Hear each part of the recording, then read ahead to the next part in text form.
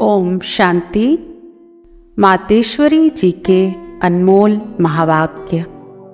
सार है, अशरीरीपन की ड्रेस पहन इज्जत से घर जाना है, फिर इज्जत से आना है। मातेश्वरी जी कहते हैं, यह सृष्टि चक्र कुछ नियमों से ही चलने वाला है। जैसे दिन रात, गर्मी सर्दी सभी अपने समय पर चलती है, वैसे यह सृष्टि ड्रामा भी कायदे से चल रहा है। अब है रात के अंत और दिन के आरंभ का संगम युग। यह है परिवर्तन का समय। मनुष्य संख्या की वृद्धि भी यही दिखाती है कि अब अंत है। माना सबका लास्ट जन्म है, यानी इस जन्म में अब नई कलम लगाने का कार्य कर सकते हैं। बाप अर्थात शिव बाबा भी फिर ऐसे समय पर आते हैं, तो समय अनुसार सब काम करने चाहिए। दुनिया बदलती है तो अपने को भी बदलना चाहिए। नए से पुराना आहिस्ते आहिस्ते होता है। अब फिर से नया बनना है, तो फिर नया खाता चाहिए पवित्रता का। तो पुराना पापों का खाता अब बदलना है। कैसे बदलेंगे? यह सब बुद्धि बल से होना है। तो बाप कहते हैं, मुझे और शांति धाम को याद करो जहां तुमको जाना है। जैसे एक्टर एक्ट कर फिर घर के कपड़े पहन वापस जाते हैं, तो अब हमारे घर की ड्रेस क्या है? अशरीरी बनना।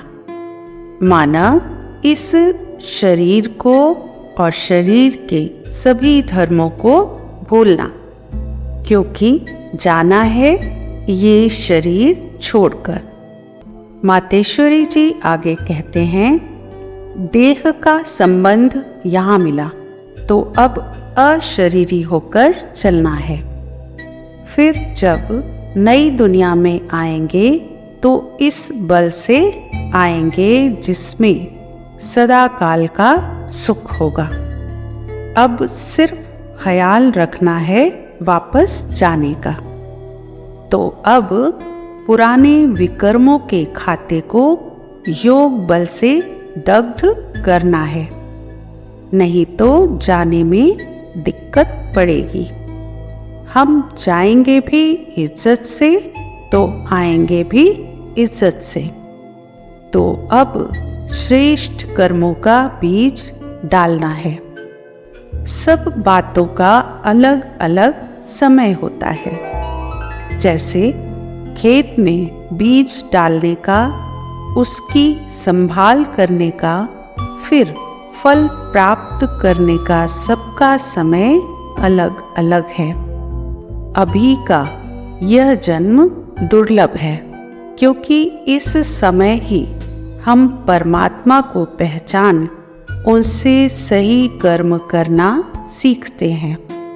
तो माना अभी ही नए कर्मों की कलम लगानी है।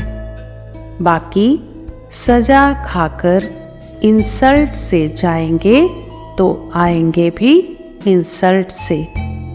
इसलिए यह ज्ञान योग मशहूर है। इसका फल है 16 कला संपन्न बनना। तो इस जन्म को और समय को बहुत संभालना है, क्योंकि फिर तो बीज बोने का समय नहीं होगा। यह एक जन्म का पुरुषार्थ है, फिर अनेक जन्मों की प्रारब्ध है। अच्छा, ओम शांति।